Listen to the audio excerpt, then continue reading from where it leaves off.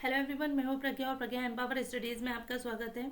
आज हम फैक्टोरियल का प्रोग्राम बनाएंगे, तो स्टार्ट करते हैं। देखिए, बचपन से ही हमने फैक्टोरियल का कॉन्सेप्ट सीखा है कि फैक्टोरियल का कॉन्सेप्ट होता है अगर जैसे किसी एन नंबर का फैक्टोरियल निकालना है तो फैक्टोरियल को इस तरह से भी डिनोट कर सकते हैं और ऐसे भी।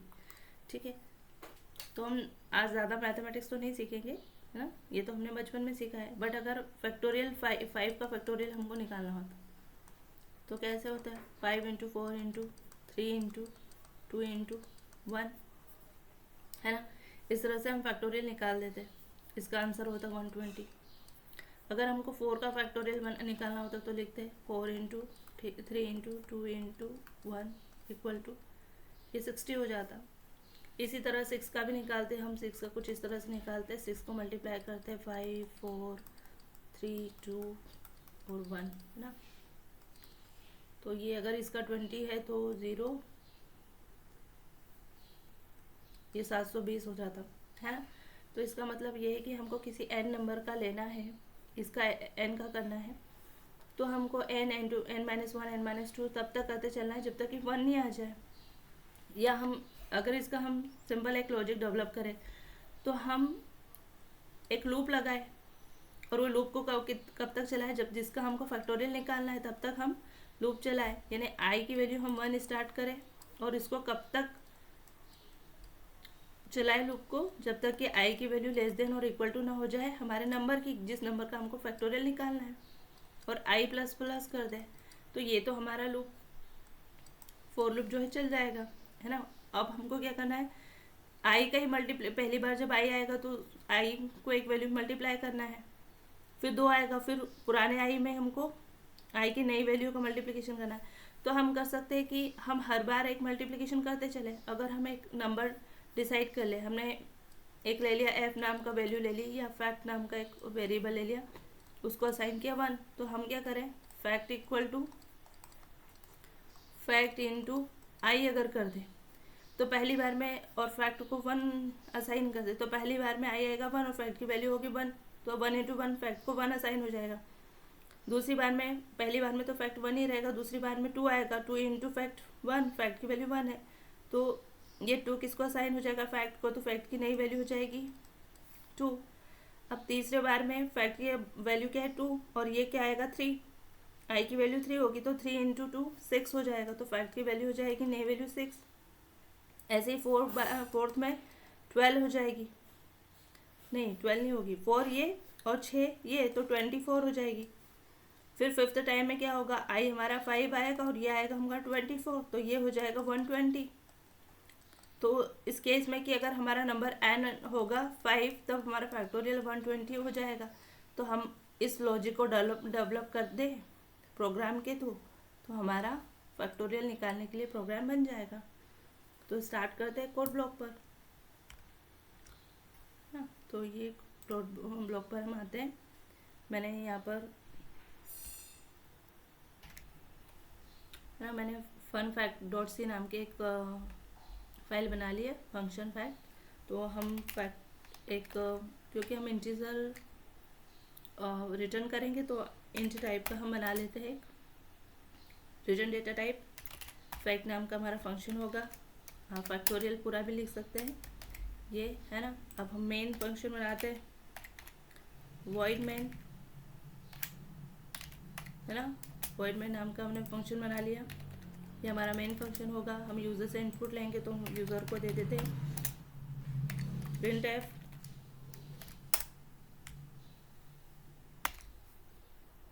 है ना। अब स्कैन एफ कर लेते हैं जिससे कि यूज़र ना एलिजिबल हो एंटर करने के लिए। तो %d एंड हम एन ले लेते हैं और एक इंटीजर टाइप का वेरिएबल बनाकर उसको मेमोरी असाइन कर देते। तो एन में ये जो यूज़र एंटर करेगा वो इंटीजर एन में आ जाएगी। हम फैक्टोरियल फंक्शन को क्या करते हैं, कॉल करेंगे। यहाँ पर कॉल करेंगे तो हम ये वाली वैल्यू से एज अ आर्ग्यूमेंट पास करेंगे, और जो इसका आंसर होगा उसको एफ नाम के वेरिएबल में, या जो ये रिटर्न करेगा एफ नाम के वेरिएबल में स्टोर करेंगे, इसलिए हम यहाँ पर भी एक फैक्ट नाम का इंटीजर बना लेते हैं। अब ये फंक्शन पास आर्ग्यूमेंट हम यहाँ से लेके, तो ऑब्वियसली हमको यहाँ पैरामीटर बनाना होगा एक इंटीजर टाइप का, क्योंकि फंक्शन डिफरेंट है, इसलिए हम जब किसी भी फंक्शन को बनाते हैं तो वहाँ पर भी इंटीजर है या फ्लोट है वो डिफाइन करना होता है। अब हमने क्या डिसाइड किया था कि हम एक इंटीजर टाइप का आई लेंगे, उतनी ही बार हम लूप लगाएंगे, तो लूप हम आई में लगाएंगे, इसलिए आई की वैल्यू हम 1 दे देते हैं। और जो हमारा आंसर होगा, फैक्ट जो हम रिटर्न करेंगे वो भी इंटीजर टाइप का होगा, तो उसके लिए हम ये फैक्ट नाम का ही एक, या फैक्टोरियल कर दो, फैक्टोरियल नाम का एक इंटीजर वैल्यू एक वेरिएबल बना लेते हैं और उसको मेमोरी असाइन करते हैं इंट टाइप की, और उसमें वैल्यू देते हैं फिलहाल 1, है ना। फर्स्ट टाइम हमारा 1 रहेगा, और हम अब बनाते हैं लूप, है ना। हमको एक लूप लगाना है, फॉर लूप लगाएंगे, जो कि उतने जो नंबर हमको ये मिलेगा उतने ही बार हमको ये लूप को चलाना है। हम आई को इंक्रीमेंट उतने बार करते चलेंगे, तो आई, है ना। अगर हम यहाँ असाइन नहीं करें तो हम यहाँ असाइन कर देते हैं, ठीक है। आई की वैल्यू हम यहाँ असाइन कर देते हैं, आई इक्वल टू 1, और आई कब तक चला, लेस देन और इक्वल टू n टाइम, है ना। जिस नंबर का हमको फैक्टोरियल बनाना है उस उतने टाइम तक हम आई की वैल्यू को इंक्रीमेंट करेंगे, तो आई प्लस प्लस, ठीक है। आप चाहिए तो आप आई की वैल्यू n डिसाइड कर लो, और आई का डिक्रीमेंट कब तक करो, 1 तक करो, तो भी आपका काम हो जाएगा। या तो इंक्रीमेंट करो आई 1 2 3 4 5, या आई को ही n डिसाइड करके n का डिक्रीमेंट तब तक करो जब तक कि 1 ना आ जाए, तो भी हमारा प्रोग्राम बन जाएगा। बट अभी हमने आई को इंक्रीमेंट कराया है। इस केस में आई की वैल्यू आपको n, अगर आप डिक्रीमेंट वाला केस लगाते हैं तो आई की वैल्यू आपको n डिसाइड करनी पड़ेगी। n जो नंबर होगा वही आई होगा, है ना। फैक्ट, और यहाँ पर भी फैक्ट आएगा इनटू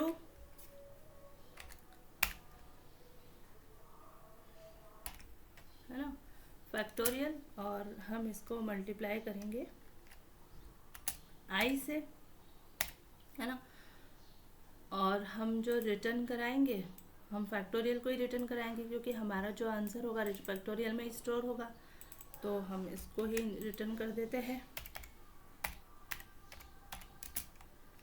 ठीक है। ये रिटर्न किया, और ये वॉइड मेन है, तो हम यहाँ पे गेट CH भी लगा देते हैं,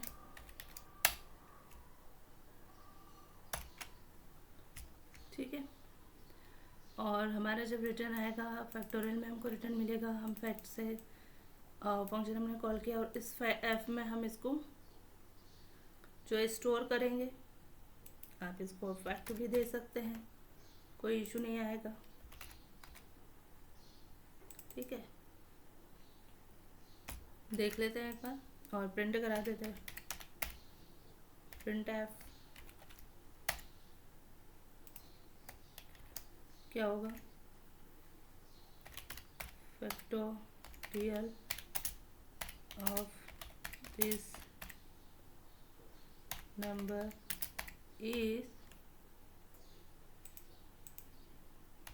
क्या होगा, फैक्ट, है ना। नंबर, इसको हम ऐसे भी कर सकते हैं, %d। तो पहला नंबर क्या था हमारा n, और दूसरा क्या है फैक्ट, क्योंकि n क्या था,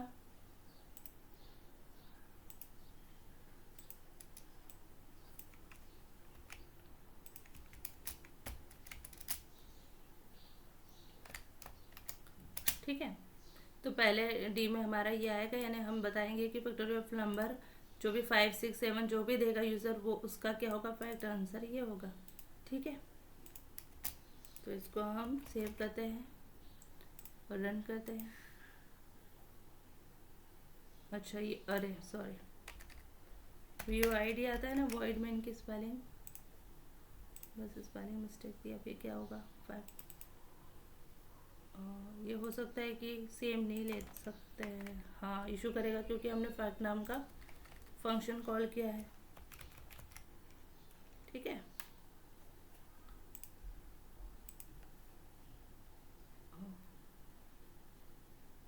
एक सेकेंड, ये एफ है तो यहाँ पर भी हमको एफ लेना पड़ेगा।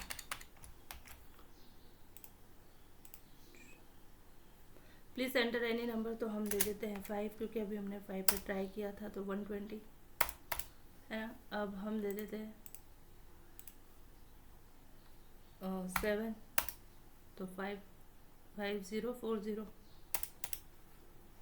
हम अगर दे दे 6 तो 720 था, ये हमने देखा था 720।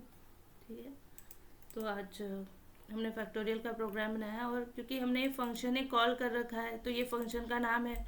अगर हम इसमें फिर फंक्शन में ये चीज़ वैल्यू असाइन कर देंगे तो ये एक तरह से रिकर्शन टाइप से यूज़ हो जाएगा क्योंकि ये भी फंक्शन हो जाएगा, है ना। सेम नेम का ही होगा फंक्शन, जिस नाम से हमने फंक्शन बनाया और कॉल कर रहे हैं हम उसी नाम का वेरिएबल नहीं बना सकते।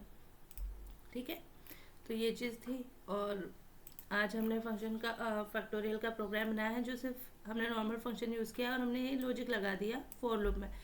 नेक्स्ट टाइम मैं नेक्स्ट लेक्चर में आपको रिकर्शन पढ़ाऊँगी और जो फैक्टोरियल का प्रोग्राम है हम रिकर्शन से बनाएंगे। रिकर्शन बनाने का मतलब होता है जब फंक्शन अपने को ही मल्टीपल टाइम कॉल करता है। Function call itself is called recursion.